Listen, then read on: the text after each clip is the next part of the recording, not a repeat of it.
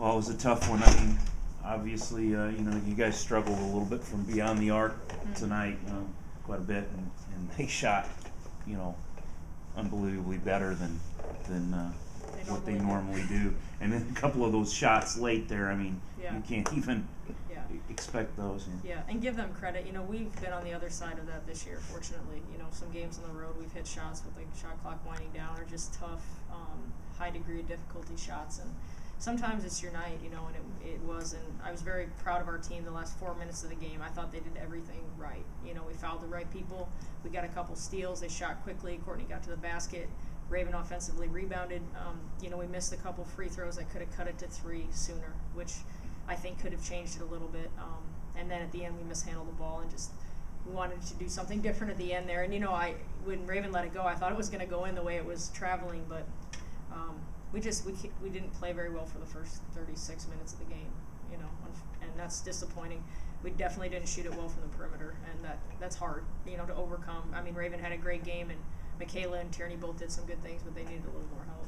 You had a timeout there left at the end of the game. I mean, did you thought about taking that, or did you think did you see something that? Well, I wanted to bring it up quick and call the timeout, but once we mishandled it, I mean, by the time Courtney got across half court, I mean, I didn't think there was enough time to run something good and get a better shot than we were going to get right then. So what I wanted to do, I told her speed dribble across half court. I wanted about 4 seconds. We have a couple things we can do with 4 seconds to get a good look, and you have time for once it's entered to make a pass and still take a dribble and get a good look. And Jasmine's the type of shooter that can get it off over size, and we just unfortunately when she mishandled it, by the time we got it up, and I looked and she threw it to Raven. I mean, by the time Raven let it go and it hit the back, the back of the rim, the clock went out. So if we called it, maybe 1.5 or 2, and maybe. So I don't know. Yeah, I mean, so obviously you wanted to get the ball in Jasmine's hands or somebody besides Raven. Yeah, well, we wanted to run a side out for sure. Get it across and run a side out, and just didn't work out that way. And it was nice that we had the timeout. It's exactly what we wanted to do, but I don't know. I have to see the tape if it was deflected or what, but I just saw it got loose, and we were lucky to maintain possession of it. Raven said, I brought up their pressure defense because they pressed you guys the whole game, and she said you guys hadn't seen that before, but she didn't think that was an excuse that it shouldn't have rattled them the way it did. It didn't, and we weren't aggressive enough against it early, and we've told the team, we felt like if you were aggressive and successful against it, it kind of subsided, and they went back and played more scoring areas, and when we broke their press, we slowed the ball down and waited, and that's not what we wanted to do. We wanted to hit the middle, and our passes out of the middle weren't scoring passes. When we threw opposite, we threw behind people, we threw it at their feet. We didn't give them a pass that they could convert into a 2-on-1 situation. We just were not sharp, in the first half at all. We started the second half much better, but by then, we gave them a lot of confidence. And coming into the game, they didn't play well at Eastern Illinois, and we wanted to build on that and not give them confidence, and we did. And those shots go in late that are high degree difficulty shots, but if they don't have all that confidence from the first half, maybe they don't go in. Right. Yeah. Talk about how you guys come out in the second half and you really started to feed it inside and use Raven and use that size advantage. I mean, Raven had 9 points in the first 2.5 minutes. Yeah. You guys started on an 11-1 run there. Yeah, well, it's definitely a point of emphasis. I feel, when she's got a bounce in her step, and since her freshman year, we've always said that I don't think you can defend her one-on-one. You just can't. She's too good. She's too big and strong, and did a great job tonight. We got to put some turbo in her so she never has to come out of the game.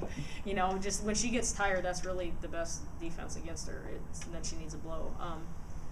But it was a point of emphasis at halftime to get the ball in the paint. Part of that was just how poorly we were shooting from the perimeter. And all season, it's like if we shoot poorly, eventually some go in. And really the only shot that ever went in was Katie's step-back 3 with 45 seconds to go. Or, not much time left. They just didn't fall. And we had some good looks that we got to make. I mean, what do you say to the girls, after a game like this? I mean, to keep the confidence up, because they've been playing well. They have, and you know what? Like I said, they did everything right the last 3 minutes. And honestly, that was the most poise our team had all game. When it came down to win or lose this game, our team had a lot of confidence, and I'm proud of them for that. They weren't hanging their heads or worried about what happened the first 37 minutes. And we had different people stepped up. Tierney and Valerie Finnan came off the bench and did a nice job for us. So that's important, And as we build our program, when you're going to make stretch runs into March or hopefully win your conference tournament, you need different players to step up. And tonight, we needed probably 2 more players to step up and hit some shots for us. It just didn't happen. Coach, can you talk about the second half? Of course, you came out red hot. You took the lead, and then slowly you kind of gave it back to them. Yep. And you tried to get back in it, but it was just a little too late. Can you just talk about the seesaw of emotions? Yeah, and I felt like once we had the lead, we still got good looks, and some of them were jump shots, some of them were shots in the paint we just did not make tonight, where we could have gotten up by 8 or 10.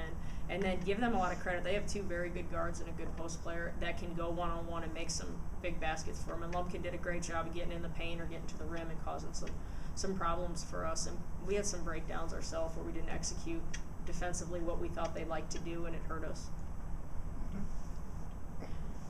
Any other questions? Did you feel like you were playing a desperate team in Morehead State? A little bit, yeah. I mean, they have lost, I think, 4 in a row coming into this, but at the same time, none of those losses were by a large margin except Eastern Illinois.